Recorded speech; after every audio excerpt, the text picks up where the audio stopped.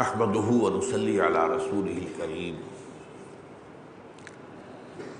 اما بعد فقد قال الله تبارك وتعالى كما ورد في سورة المدثر اعوذ بالله من الشيطان الرجيم بسم الله الرحمن الرحيم كلا والقمر والليل إذ أدبر والصبح إذا أسفر إنها لإحدى الكبر نذيرا للبشر. وقال عز وجل كما ورد في سورة الانشقاق فلا أقسم بالشفق والليل وما وسق والقمر إذا اتسق لتركبن طبقا عن طبق فما لهم لا يؤمنون. صدق اللہ العظیم. رب اشرح لي صدری ويسر لي امری واحلل عقدۃ من لسانی یفقهوا قولی. اللهم ربنا الہمنا رشدنا واعذنا من شرور انفسنا. اللهم ارنا الحق حقا وارزقنا اتباعه وارنا الباطل باطلا وارزقنا اجتنابه. اللهم وفقنا لما تحب وترضى. اللهم وفقنا نقيم نظام الخلافة على منهاج النبوة في باکستان اولا وفي كل العالم آخرا. آمین یا رب العالمین. سب سے پہلے تو اللہ کا شکر ادا کریں. اللہ کا شکر کس کس بات پر؟ ویسے تو قرآن میں آیا ہے ان تعدوا نعمت اللہ لا تحصوها. اگر تم اللہ کی نعمتوں کا شمار کرنا چاہو تو ان کا شمار نہیں کر سکتے. بے شمار نعمتیں جن کا ہمیں ادراک اور احساس ہی نہیں ہے. لیکن بہرحال جو موٹی موٹی نعمتیں ہیں وہ کیا ہیں؟ سب سے پہلے اس پر شکر کہ اللہ نے ہمیں شرف انسانیت سے سرفراز کر دیا. وہ انسان جو مسجود ملائک ہے، اس کے بارے میں فرمایا وَلَقَدْ كَرَّمْنَا بَنِي آدَمَ. جو بھی اللہ تعالیٰ نے تکریم عطا کی ہے، اسی لیے اشرف المخلوقات کہلاتا ہے. تو بے شمار ہے مخلوقات تو اللہ کی مخلوقات کو بھی گننا ممکن نہیں. ان میں سے جو اشرف ہے، اکرم ہے، اللہ نے ہمیں ان میں پیدا کیا. یہ بہت بڑا احسان ہے. پھر یہ کہ ہمیں مسلمانوں کے گھروں میں پیدا کیا. ظاہر بات ہے کہ اس میں ہماری کسی محنت کو دخل نہیں ہے، تو اللہ کا فیصلہ ہو. اگر خدا نہ خواستہ ہم کسی غیر مسلم گھرانے میں پیدا ہو گئے ہوتے، ہندوؤں میں، سکھوں میں، عیسائیوں میں، یہودیوں میں، تو کتنا امکان تھا. ہم میں سے کتنے لوگ ہیں کہ جو پھر بھی وہ اپنی ایک طلب سے اور اپنی ایک تلاش سے وہ اسلام کو اختیار کرتے ہیں. ظاہر بات وہ تو بالکل یوں سمجھیے کہ نہ ہونے کے برابر کا امکان ہے. تو یہ دوسرا فضل اللہ کا کہ اس نے ہمیں مسلمانوں میں پیدا کیا. تیسری یہ کہ اللہ تعالیٰ نے ہمیں دولت ایمان سے نوازا. اب یہاں ذرا خصوصیت ہو رہی ہے. یہ دولت ایمان سے تمام مسلمان سرفراز نہیں ہیں، لیکن جنہیں بھی اگر وہ اپنے گریبانوں میں جھانکے اور قلب کی گہرائیوں میں ذرا دیکھیں اور اگر وہاں ایمان نظر آئے تو بہت بڑی دولت ہے، بہت بڑی دولت ہے. اس سے بڑی دولت اور کوئی نہیں. تو جس کا بھی یہ معاملہ ہو اس پر ذمہ ہے کہ اللہ کا شکر ادا کریں. پھر اس پر یہ کہ ہمارے سینوں کو اسلام کے لیے کھول دیا. اس کے کیا معنی ہے؟ یہ جو ہم دعا مانگا کرتے ہیں اللہم نور قلوبنا بالایمان واشرح صدورنا للاسلام. تو ایک ہے ایمان سے دلوں کا منور ہو جانا، ایک ہے اسلام پر انشراح حاصل ہو جانا. یعنی یہ اطمینان حاصل ہو جانا کہ یہی بہترین جو ہے نظام ہے جو اللہ نے ہمیں عطا کیا ہے. اس کی تفاصیل پر بھی اطمینان ہو جانا ذہناً عقلاً کہ واقعتاً یہی بہترین نظام ہے، یہی قانون بہترین ہے جو اللہ نے دیا ہے، یہی نظام بہترین ہے جو اللہ نے عطا کیا ہے، یہی معاشی نظام بہتر ہے جو اللہ نے دیا ہے، بہترین ہے. جو سماجی نظام ہمیں دیا یہی بہترین ہے. اس پر انشراح کا ہو جانا، جس کے لیے کہ حضور پر بھی اللہ تعالیٰ نے اپنا احسان گنایا ہے. الم نشرح لک صدرک. ایک اور جگہ پر آتا ہے اللہ تعالیٰ جس کے ساتھ خیر چاہتا ہے یشرح صدرہ للاسلام، اللہ تعالیٰ اس کے سینے کو اسلام کے لیے کھول دیتا ہے۔ یعنی یہ کہ اس کو واقعتاً نظر آئے کہ اسلام کی ہر تعلیم نورانی ہے، اسلام کی ہر تعلیم جو ہے وہ بہترین ہے، عقل اور شعور کی ترازو میں پوری اترنے والی، اس پر انشراح کا ہو جانا۔ تو جس کو بھی یہ حاصل ہوا، جس درجے میں بھی حاصل ہوا، اس پر اللہ کا بڑا فضل ہے، اور اس کے ذمے ہے کہ وہ اللہ تعالیٰ کا احسان، اس احسان پر شکر ادا کرے۔ پھر اس سے بھی آگے بڑھ کر اللہ نے ہمیں فرائض دینی کا جامع تصور دیا، بلکہ پہلے تو یہ کہ دین کا جامع تصور دیا کہ دین ہمارا اسلام جو ہے یہ صرف مذہب نہیں ہے، یہ صرف انفرادی زندگی کا معاملہ نہیں ہے، یہ صرف عقائد اور عبادات اور چند رسومات پر مشتمل نہیں ہے، یہ دین ہے، مکمل نظام ہے، اور اس کے مکمل نظام ہونے ہی سے یہ نوع انسانی کے لیے رحمت بنتا ہے، اس لیے کہ یہی وہ نظام ہے کہ جو سوشل جسٹس فراہم کرتا ہے، سیاسی سطح پر عدل و انصاف، معاشی سطح پر عدل و انصاف، سماجی سطح پر عدل و انصاف۔ قرآن اسے قسط کہتا ہے، اس قسط کو قائم کرو، کونوا قوامین بالقسط شہداء للہ، اس قسط کے نمبردار بن کر کھڑے ہو جاؤ پوری قوت کے ساتھ، اللہ کی طرف سے گواہی دینے والے بنو۔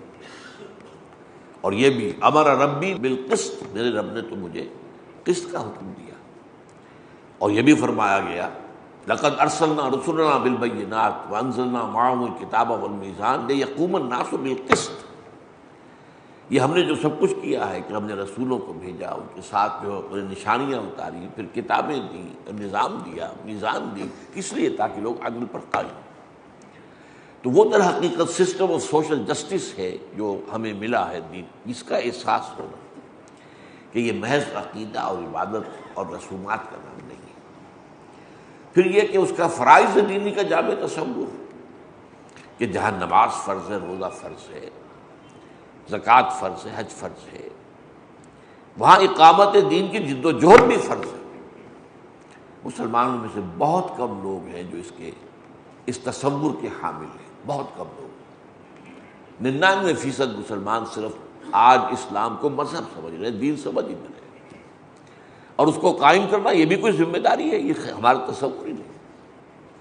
حج کا تصور ہے، 30 لاکھ آدمی حج کرتا ہے، ہمارے ہاں عمرے ہے وہ بھی 30 لاکھ کے اندر، حج کے سے زیادہ حاضری ہو جاتی ہے رمضان کے عمرے کے اندر، حیران کن بات ہے۔ اعتکاف اب کتنے ہونے لگے آپ سوچئے، اگر یہ روایت صحیح ہے، معلوم ہوتا ہے وہ بھی مبالغہ بھی ہو سکتا ہے، لیکن کہا گیا ہے کہ 25,000 افراد کا اعتکاف، شہر اعتکاف آباد کیا گیا آپ کے شہر لاہور۔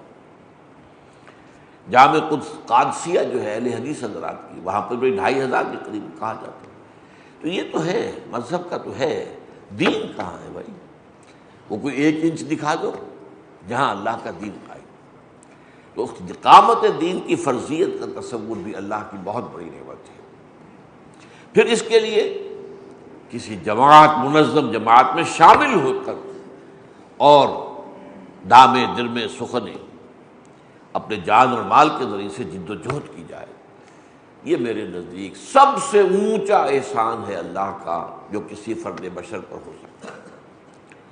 تو ان تمام انعامات پر میں نے جو مادی انعامات ہیں، اللہ کی نعمتیں ہیں، ایسی نعمتیں کہ جو بغیر قیمت ملتی ہیں، ہوا ہے، پانی ہے، جو اصل ہماری زندگی کے کہ یوں سمجھیے جن پر دار و مدار ہے، اور نہ معلوم کتنی نعمتیں مجھے دی ہیں جن کا ہم حساب بھی نہیں کر سکتے۔ آج معلوم ہوتا ہے ہمیں کہ یہ ہری مرچ کے اندر تو وٹامن سی کا بہت بڑا ذخیرہ ہے۔ امیر آدمی جو ہے وٹامن سی حاصل کرنے کے لیے وہ سنترے کھائے گا، مالٹے کھائے گا، جسے سٹرس فیملی کہتے ہیں فروٹ کی، اس سے ملے گا، لیکن اللہ نے ایسا نظام رکھا ہے کہ غریب آدمی بھی محروم نہ رہے۔ وہ ہری مرچ کے اندر اس سے کہیں زیادہ جو ہے وٹامن سی موجود ہے۔ اگر کسی غریب آدمی نے ہری مرچ اور نمک رگڑ کر چٹنی بنائی اور روٹی کھائی تو وٹامن سی تو مل گیا اس کو۔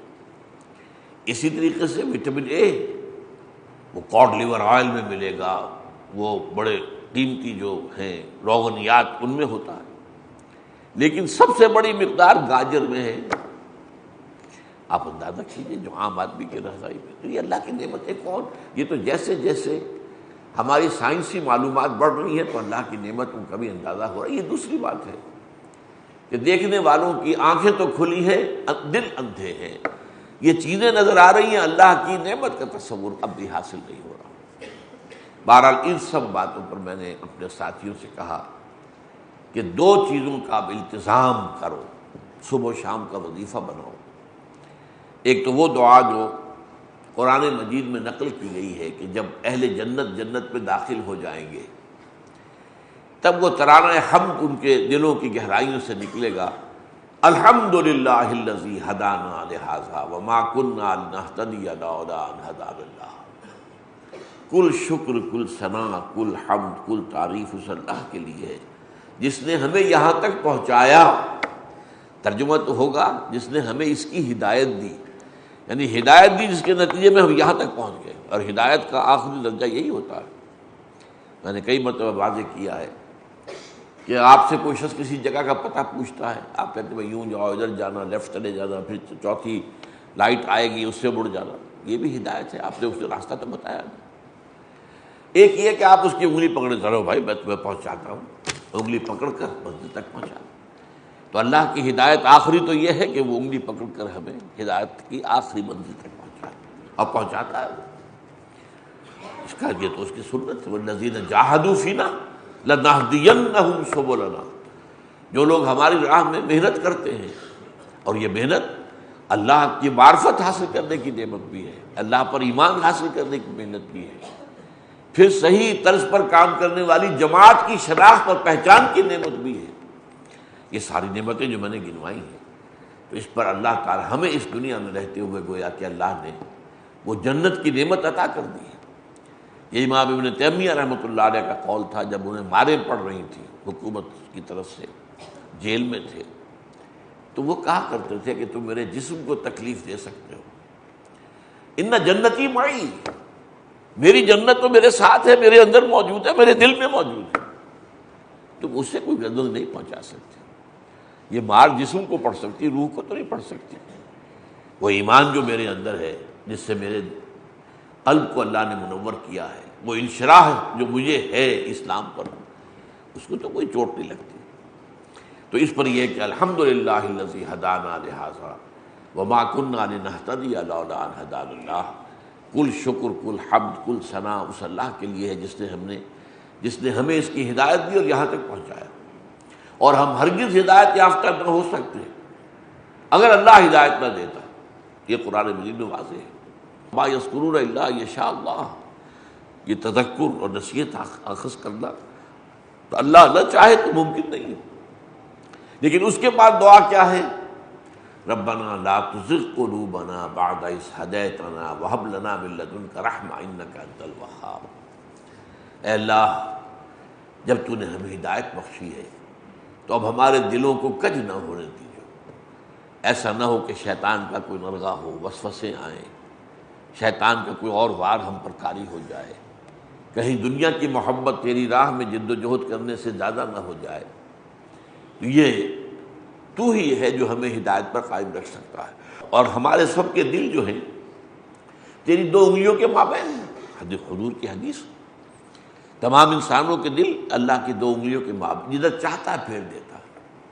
تو اللہم صرف قلوبنا الی الایمان، اللہم صرف قلوبنا الی الجہاد، اللہ ہمارے دلوں کو ایمان اور جہاد کی طرف پھیر دے۔ اب مجھے یاد آ رہا ہے، یہ 1951 کا واقعہ ہے، 57 برس پہلی بات، اسلامی جمی طلبہ کا اجتماع تھا سالانہ۔ تو وہاں کراچی سے ایک دوست آئے تھے جو میرے بعد میں معلوم ہوا کہ عزیز بھی ہیں، رشتہ دار بھی ہیں، لیکن ہمارا تعارف جمعیت کے رکن ہونے کی حیثیت سے پہلے تھا، بعد میں معلوم ہوا کہ ہم عزیز بھی ہیں۔ ان کے پاس ایک آٹوگراف بک تھی، انہوں نے کہا کہ یہ آپ آٹوگراف میرے لکھ دیجیے۔ میں نے اس وقت یہ 2 آیتیں لکھی تھی، میں نے یہ لکھا، الفاظ مجھے آج تک یاد ہے، اس لیے کہ انہوں نے پھر اس کا اس قدر کی، بہت عام کیا، بہت ساتھیوں کو وہ دکھایا کہ دیکھو یہ بات لکھی ہے اسرار میں، کہ میرا دل کبھی کبھی ان لوگوں کے تصور سے کانپ اٹھتا ہے جو کبھی اقامت دین کے قافلے میں شریک تھے اور نمایاں طور پہ شریک تھے، اور اس کے بعد پھر وہ اس قافلے کو چھوڑ کر اور دنیا میں گم ہو گئے۔ میں خود الحمدللہ الذی ہدانا لہذا وما کنا لنہتدی لولا ان ہدانا اللہ کے بعد صرف اس دعا کا سہارا لیا کرتا ہوں کہ ربنا لا تزغ قلوبنا بعد اذ ہدیتنا وہب لنا من لدنک رحمۃ انک انت الوہاب۔ تو یہ میرے آج تک ایک ایک لفظ مجھے یاد ہے جو میں نے لکھا تھا۔ انہوں نے خرم جاں مراد یہ بہت مشہور ہوئے پھر بعد میں، جماعت اسلامی کے نائب امیر تھے اور بڑی ان کی کافی کتابیں بھی ہیں، تو ہم ساتھی تھے جمعیت طلبہ میں، اور انہی سے پھر میں نے چارج لیا تھا نظامت اولیاء کا۔ مجھ سے پہلے وہ ناظم اعلیٰ تھے آل پاکستان، پھر میں ہوا، پھر میرے بعد خورشید صاحب ہوئے جو سینیٹر ہیں جماعت اسلامی کے۔ بہرحال یہ تو پہلا حصہ تھا میری گفتگو کا۔ اب اس کے بعد آیا اصل مضمون۔ پہلی بات جو ہمارے ایمان اور یقین کا جزو لازم ہے وہ کیا ہے؟ اللہ تعالیٰ اس کائنات کا بلا شرکت غیر خالق بھی ہے، مالک بھی ہے۔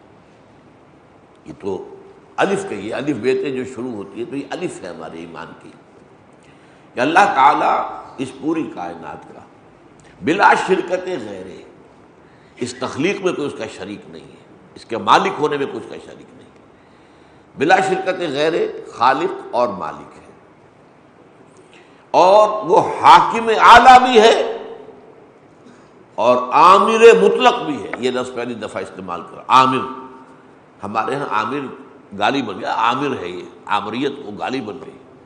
اللہ تو سب سے بڑا عامر ہے، الا لہ الخلق والامر، تخلیق بھی اسی کی، امر بھی اسی کا۔ تو اللہ تعالیٰ اسی لیے یہ دو عالم ہے، عالم تخلیق، عالم خلق، عالم امر، اور یہ دونوں اللہ تعالیٰ کے جو ہے دست قدرت میں ہے۔ عالم امر میں بھی کوئی شے نہیں آ سکتی جب تک کہ اللہ کا اذن نہ ہو، عالم خلق میں بھی کوئی شے ظہور نہیں کر سکتی جب تک کہ اللہ کا اذن نہ ہو۔ اچھا، جہاں تک اس کے امر کی شان ہے وہ ہوتا ہے کن فیکون، انما امرہ اذا اراد شیئا فانما یقول لہ کن فیکون۔ اس عالم امر میں ٹائم ایلیمنٹ نہیں ہے بالکل، چشم زدن میں بھی وقت لگتا ہے، اتنا وقت بھی نہیں لگتا، جو حکم ہے فوراً، یہ عالم امر کی بات ہے۔ لیکن میں نے تفصیل سے اس کو بیان کیا ہے، میرا جو کتابچہ کہہ لیں، کتاب کہہ لیں، اس کا عنوان ہے ایجاد و ابداع عالم سے عالمی نظام خلافت تک۔ یہ عالم امر سے متعلق دو مخلوقات ہیں، ملائکہ اور انسانی ارواح، انسانوں کا جسم نہیں، انسانوں کا حیوانی وجود نہیں، یہ عالم خلق کی شے ہے، لیکن روح وہ عالم امر کی شے ہے۔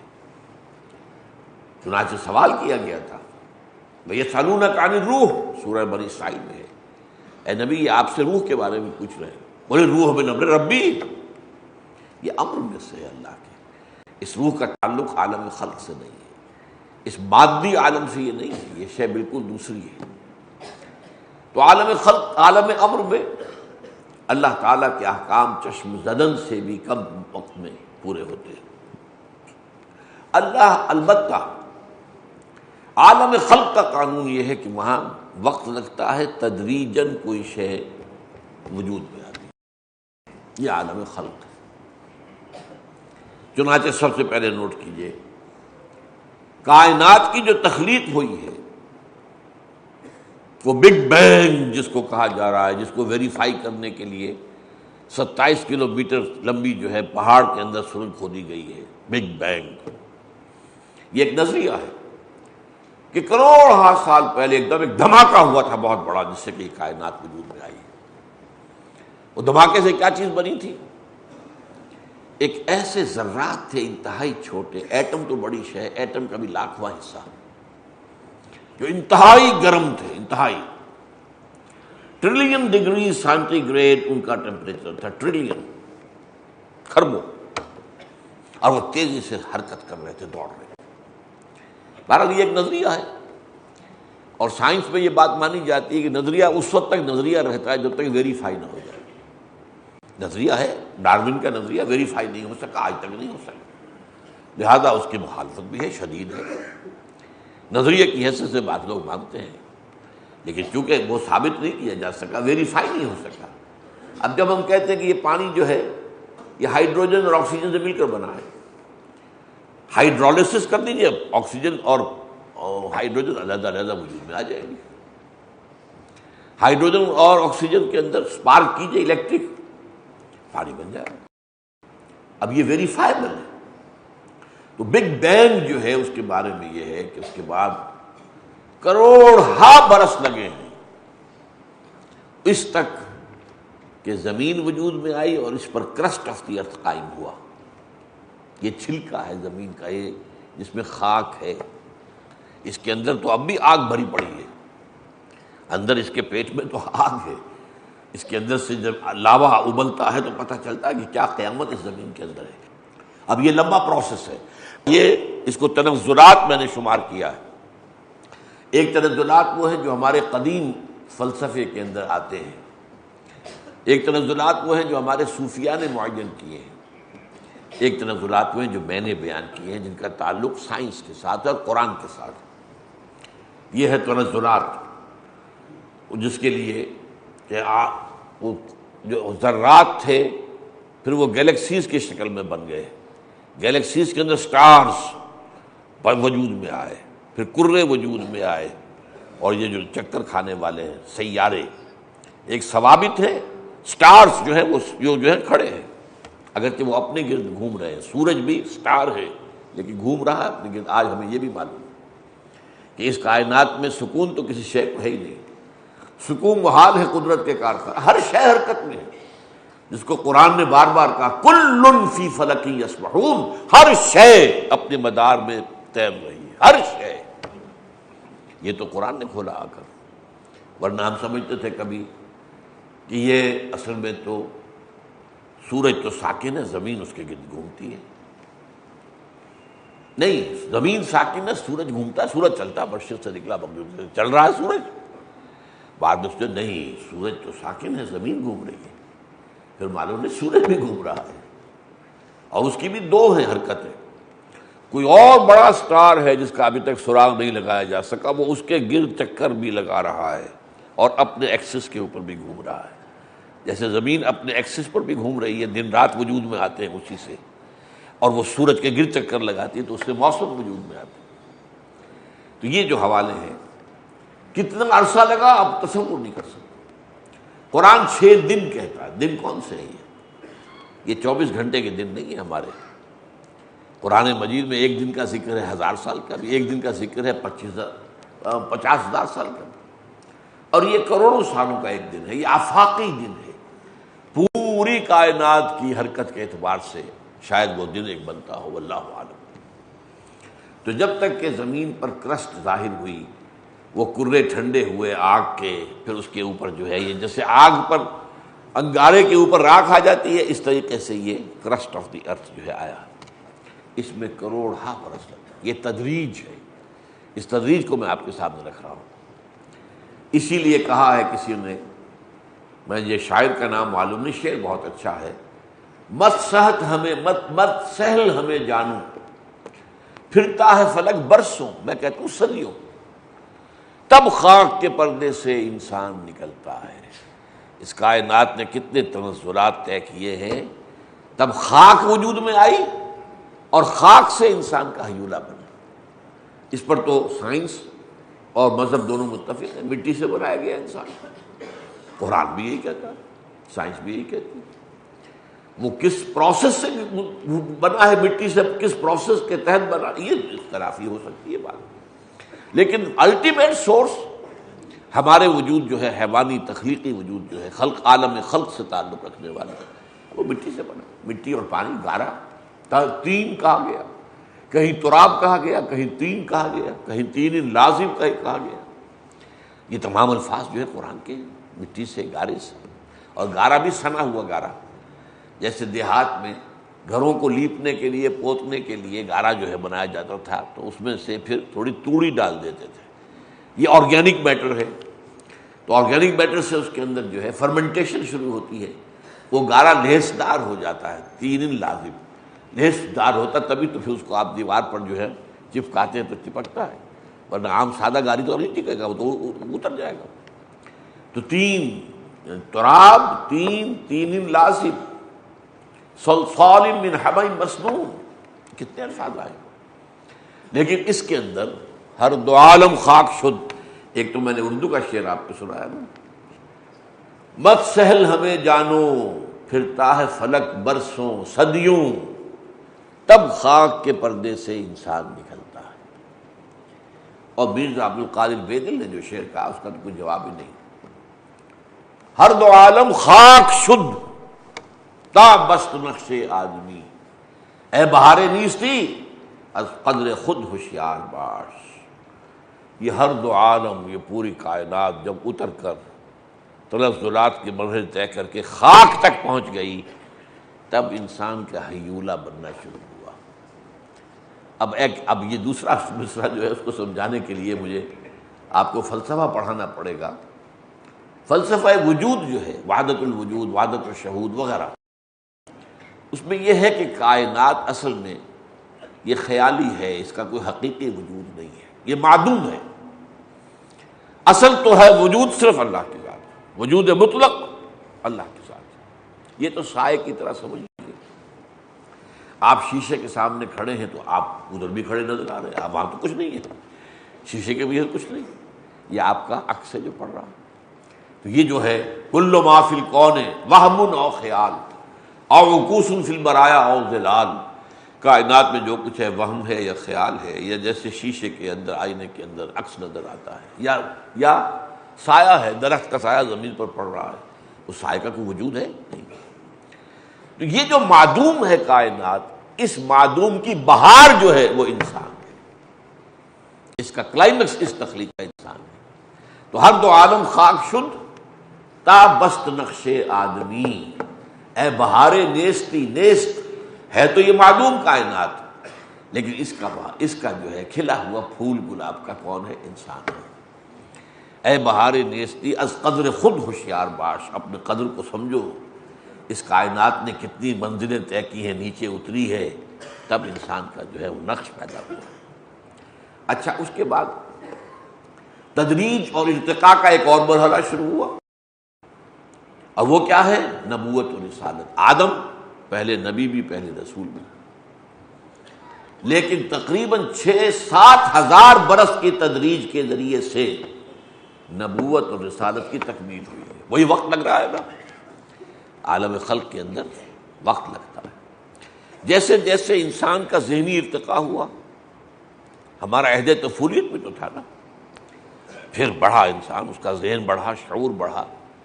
اب ایک بچہ ہے پرائمری کا، اسے آپ پی ایچ ڈی ٹیچر رکھ دیں تب بھی کیا کرے گا؟ پڑھائے گا تو وہی کچھ نا جس کی اس میں استعداد ہے، وہی پڑھائے گا، وہ اپنا پی ایچ ڈی کا علم تو اس کے اندر نہیں اڈیل سکتا۔ تو اس لیے انسان ابھرا، یہ ذہنی طور پر بھی اور تمدنی اعتبار سے۔ پہلے غاروں میں رہتا تھا، پھر اس نے آگے بڑھ کر قبائل کی شکل اختیار کی، کوئی کٹیاں بنائیں، کوئی جھونپڑیاں بنائیں، قبیلے کا نظام بنا، پھر سٹی اسٹیٹس وجود میں آئیں، پھر بڑی بڑی امپائرز وجود میں آ گئی۔ یہ ہے سوشل ایولیوشن جو ہو رہا ہے، انسان کا تمدنی ارتقاء ہو رہا ہے، انسان کا ذہنی ارتقاء ہو رہا ہے۔ یہ دونوں ارتقاء جب اپنی میچورٹی کو پہنچ گئے تو ساتھ ہی نبوت اور رسالت بھی مکمل ہو گئی، اور اس میں آدم سے لے کر حضرت محمد تک صلی اللہ علیہ وسلم، ویسے تو یقین سے ہم نہیں کہہ سکتے، لیکن یہ کہ 6-7 ہزار سال کا فصل ہے کم سے کم۔ آدم نما مخلوق تو بہت پرانی شے ہے، آدم نما مخلوق، وہ جو بھی ڈارون بات کرتا ہے یا اور جو ہمارے فاسلز نکل آتے ہیں، یہ اتنے لاکھ پرانا جو ہے ایک فاسل نکل آیا ہے، اس کا جبڑا تو بالکل انسان کے جبڑے کے مانند، یہ جو ہوتا ہے اخبارات میں آتا رہتا ہے۔ یہ انسان نما مخلوق تو بہت پہلے تھی، لیکن ایک خاص انسان ہومو سیپینز میں جب اللہ نے روح میں سے پھونکا، وہ ایک شخص تھا آدم۔ وہ آدم جو ہے 10,000 سال سے زیادہ پرانی شخصیت نہیں ہے۔ بہرحال آدم سے جو شروع ہوا نبوت اور رسالت کا سفر، تو وہ تقریباً 6,000 سال میں، 7,000 سال میں حضرت محمد صلی اللہ علیہ وسلم پر تکمیل کو پہنچ گئے۔ نبوت اور رسالت کا ایولیوشن ہے، ارتقاء ہے۔ اس میں دو پہلو ہیں۔ نبوت کی انتہا کیا ہے؟ نبوت کی انتہا یہ ہے کہ ہدایت کامل قرآن میں اور دین حق کامل، الیوم اکملت لکم دینکم واتممت علیکم نعمتی، اکمال اور اتمام۔ حضور کو دو چیزیں دی گئی ہیں، هو الذی ارسل رسولہ بالہدی ودین الحق۔ الہدی الہدایت وہ مکمل ہو گئی قرآن پر، اور تمدنی نظام اللہ کا وہ دین حق پر۔ الیوم اکملت لکم دینکم واتممت علیکم نعمتی ورضیت لکم الاسلام دینا۔ اب یہ دین ہے ہمیشہ کے لیے، اللہ نے مکمل کر دیا ہے، یہی دین ہے۔ ان الدین عند اللہ الاسلام، اللہ کے نزدیک معتبر دین، مقبول دین صرف اسلام۔ اور یہ بھی کہ وَمَن یبتغِ غیر الاسلام دینا فلن یقبل منہ، جو شخص بھی اسلام کے سوا کسی دین کی پیروی کرے گا اس کو وہ قبول نہیں کیا جائے گا، رد کر دیا جائے گا، فہو مردود۔ تو یہ بھی ایک ارتقاء کا عمل ہے۔ اب یہاں میں آپ کو بتا دیتا ہوں کہ میں نے جو آیات پڑھی تھی ان کا تعلق کیا۔ ان آیات کی بھی یہ تفسیر نہیں ہے، یہ نہ سمجھیے آپ پڑھیں گے کہیں تو یہ تفسیریں تو بہت سی اس کی آپ کو نظر آ جائیں گی، لیکن بہرحال جو ایک اس کو میں اذعانی کیفیت کہتا ہوں، ایک میرا انٹیوٹیو جو اس کی شرح میرے سامنے آئی ہے کہ سورہ مدثر کی آیات میں حضور پر نبوت و رسالت کی تکمیل کا ذکر ہے۔ کلا والقمر، حضور سے پہلے بھی ہدایت دنیا میں تھی لیکن ابھی ناقص تھی۔ ظاہر بات ہے کہ چاند پورا بھی ہو جائے تو سورج کے برابر تو روشن نہیں ہوتا، پورا بھی ہو جائے تو سورج کے برابر تو روشن نہیں ہوتا۔ تو یہ قمر، کلا والقمر، وہ ہدایت جو چاند کی طرح، جیسے چاند بڑھتا ہے اور 14 دنوں میں جا کر مکمل ہوتا ہے، وہ ہدایت آدم سے لے کر اور محمد تک مکمل ہو رہی تھی۔ واللیل اذ ادبر، اور قسم ہے اس رات کی، قسم ہے چاند کی اور قسم ہے اس رات کی جب کہ وہ پیٹھ موڑ کر چل دے۔ اب یہ دیکھیے یہ اشارہ کس کی طرف ہے؟ ایک طویل رات گزری ہے حضور کے بعثت سے قبل، 600 برس، جس میں کوئی نبوت کوئی رسالت دنیا میں نہیں تھی۔ آدم سے لے کر عیسیٰ تک کوئی لمحہ نہیں آیا اس زمین پر جب کہ کوئی نہ کوئی نبی موجود نہ ہو، ہمیشہ ایک ایک وقت میں کئی نبی۔ ظاہر بات ہے کہ ہمیں تو تاریخ بتائی گئی ہے نا صرف ایک خاص علاقے میں آنے والے نبیوں کی، یہ مڈل ایسٹ، یہ فلسطین، اس کے ارد گرد کا علاقہ، یہی کی ہے نا تاریخ۔ اب باقی ساری تو نہیں تھی۔ رسلاً قد قصصناہم علیک ورسلاً لم نقصصہم علیک، اے نبی صلی اللہ علیہ وسلم ایسے بھی رسول ہیں جن کا کہ ہم نے آپ کا ذکر کیا ہے، اور ایسے بھی رسول ہیں جن کا ہم نے ذکر نہیں کیا۔ قرآن کہتا ہے بولے کل قوم ہاد، ہم نے تو ہر قوم میں ایک ہادی بھیجا ہے۔ تو کیا چین میں قوم آباد نہیں تھی؟ روس میں نہیں تھی؟ کیا یورپ میں نہیں تھی؟ آئے ہوں گے لیکن ہمیں معلوم نہیں ان میں سے کون ہے۔ ہو سکتا ہے کنفیوشس نبی ہو، اللہ جانے، ہم نے یقین سے نہیں کہہ سکتے۔ ہو سکتا ہے ایک خیال ہے گوتم بدھ نبی ہو، کرشن جی نبی ہو سکتا ہے، ممکن ہے، لیکن ہم یقین سے نہیں کہہ سکتے۔ لیکن یقیناً دنیا میں رسول، اسی تو فرماتے ہیں 1.25 لاکھ نبی آئے ہیں، آپ اندازہ کیجیے۔ قرآن مجید میں تو 27-28 کا ذکر ہے، آئے ہیں 1.25 لاکھ، 313 رسول تھے ان میں سے۔ قرآن میں صرف 5-7 کا ذکر ہے رسول، وہ حضرت نوح علیہ السلام ہیں، ہود ہیں، صالح ہیں، پھر اس کے بعد ابراہیم ہیں، پھر جو ہے اس کے بعد نہ تو اسحاق رسول ہے، نہ یعقوب رسول ہے، نہ یوسف رسول آیا ہے موسیٰ کے بعد بے شمار انبیاء آئے، پھر رسول آیا عیسیٰ۔ رسول تو بہت کم ہے، اور حضور کے بعد حضور، یہ حضرت عیسیٰ کے بعد حضور آئے۔ 313 جو ہیں رسول آئے ہیں اور 1.25 لاکھ نبی آئے، اس لیے دنیا میں ہر جگہ پر یقیناً نبوت و رسالت جو ہے اس کا سلسلہ رہا ہے۔ لیکن 600 برس کی تاریک رات آئی، کوئی نبی نہیں تھا، کوئی رسول نہیں تھا، حضرت عیسیٰ سے اور حضور تک۔ یہ ہے وہ رات، لیکن اب حضور کی آمد پر وہ رات جا رہی ہے، رات ختم ہو رہی ہے۔ واللیل اذ ادبر، ادبرا پیٹھ موڑ لی، اب اس رات نے پیٹھ موڑ لی، وہ جا رہی ہے۔ والصبح اذا اسفر، اور وہ صبح جب کہ روشن ہو گئی، قسم ہے اس صبح کی، وہ صبح ہے بعثت محمدی صلی اللہ علیہ وسلم۔ اب سورج طلوع ہو رہا ہے، یہ سورج جس کی روشنی چار دانگ عالم میں پہنچے گی، یہ سورج جو ہے کلا والقمر واللیل اذ ادبر والصبح اذا اسفر انہا لإحدی الکبر، یہ یقیناً بہت بڑی باتوں میں سے ہے۔ کون سی بات؟ سورہ مدثر کا آغاز کیا ہے؟ یا ایھا المدثر قم فانذر، یہ رسالت کا معاملہ حضور کا صلی اللہ علیہ وسلم اور نزول قرآن کا، تو معلوم ہوا یہ بہت بڑی باتوں میں سے ایک بات ہے۔ تاریخ ہے، یہ کروڑ ہا سال گزر کر یہ مرحلہ آیا ہے کہ محمد الرسول اللہ صلی اللہ علیہ وسلم کی رسالت کا سورج طلوع ہوا۔ کلا والقمر، میں تو وجد میں آ جاتا ہوں جو ان آیات کو پڑھتا ہوں، جو ان کے اندر کیفیات ہیں، اگر اس کو انسان انٹیوٹیولی محسوس کرے۔ کلا والقمر واللیل اذ ادبر والصبح اذا اسفر انہا لإحدی الکبر نذیرا للبشر، یہ محمد جو اب آئے ہیں پوری نوع انسانی کے لیے نذیر بن کر آئے، یہ تکمیل رسالت کا مظہر ہے۔ تو اس اعتبار سے تکمیل نبوت کیا ہے؟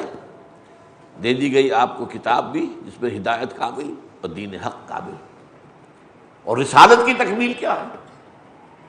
نمبر ایک، آپ نے تبلیغ کا حق ادا کر دیا، الا هل بلغت، پوچھا ہے آپ نے حجۃ الوداع میں اپنے خطبے کے اختتام پر، لوگوں میں نے پہنچا دیا کہ نہیں؟ اور پورے مجمع 1.25 لاکھ کا مجمع، جتنی تعداد انبیاء کی آئی ہے اس دنیا میں، اتنی تعداد میں صحابہ تھے اس وقت موجود حضور کے سامنے، 1.25 لاکھ۔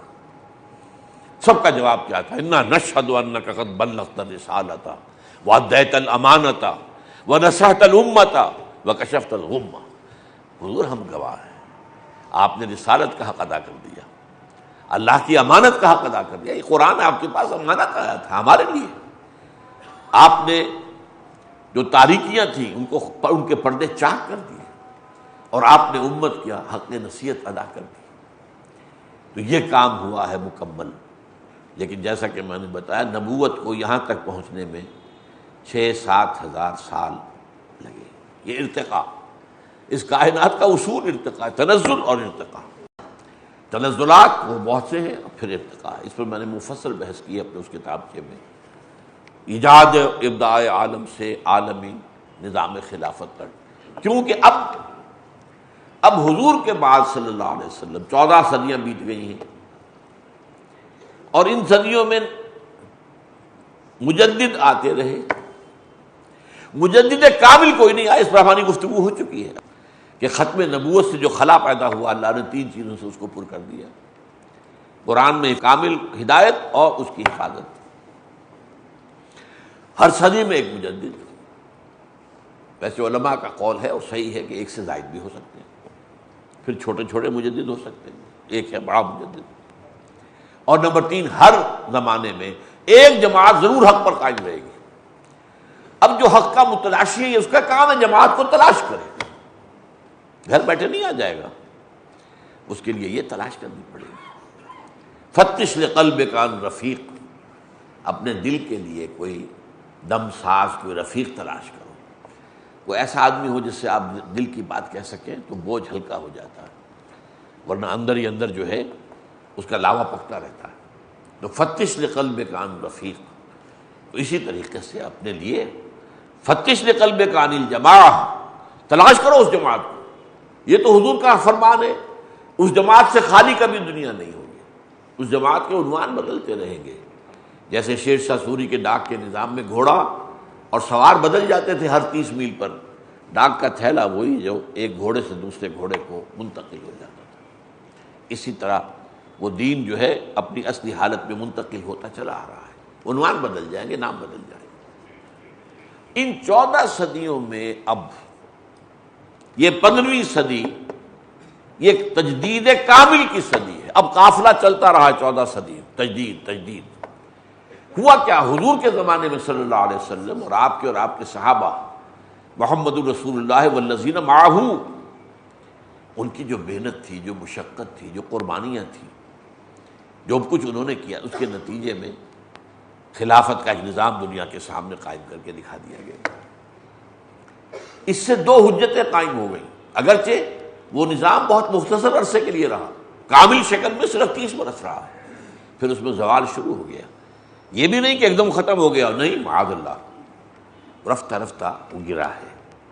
سب سے پہلے سیاسی نظام گر گیا، اب وہ ہے موروثی بادشاہت بن گئی.